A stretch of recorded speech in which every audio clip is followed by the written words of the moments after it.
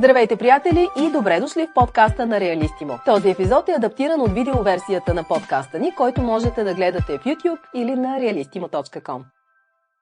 Дарението е договор, с който едно лице, дарител, прехвърля веднага и безвъзмездно нещо, като например вещ, пари, вземане или имот, на друго лице. Желаете да дарите имот или да получите дарение, а не знаете каква е процедурата, необходимите документи и рисковете от тази сделка. В днешното видео ще разгледаме точно тези важни стъпки при такъв вид договор. Преди да започнем обаче, нека да уточня, че това видео е с информативна цел и не е правен съвет. Дарението на недвижим имот е сериозен процес и ви препоръчваме да се консултирате с адвокат по сделката. Важно е също да отбележим, че договорът за дарение се сключва между живи лица и действието му настъпва веднага, за разлика от завещанието, което поражда своето действие едва след откриването му.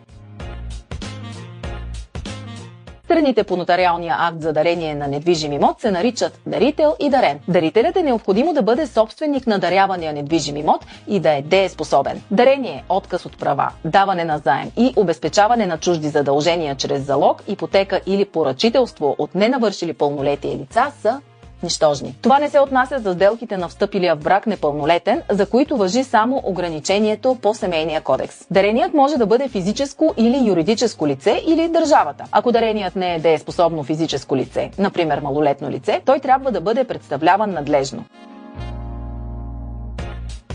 Дарението на недвижим имот може да се извърши чрез пълномощник на носителя на правото на собственост или на ограниченото вещно право. Пълномощното трябва да се изброят всички данни, индивидуализиращи недвижимия имот и които са вписани в акта за собственост на продавача. Имотът трябва да бъде надлежно описан, да бъдат посочени границите му, неговите съседи и така нататък. Това пълномощно е с нотариална заверка на подписа на упълномощителя. Много често с договор за дарение се прехвърлят недвижими имоти, особено когато Sample complete.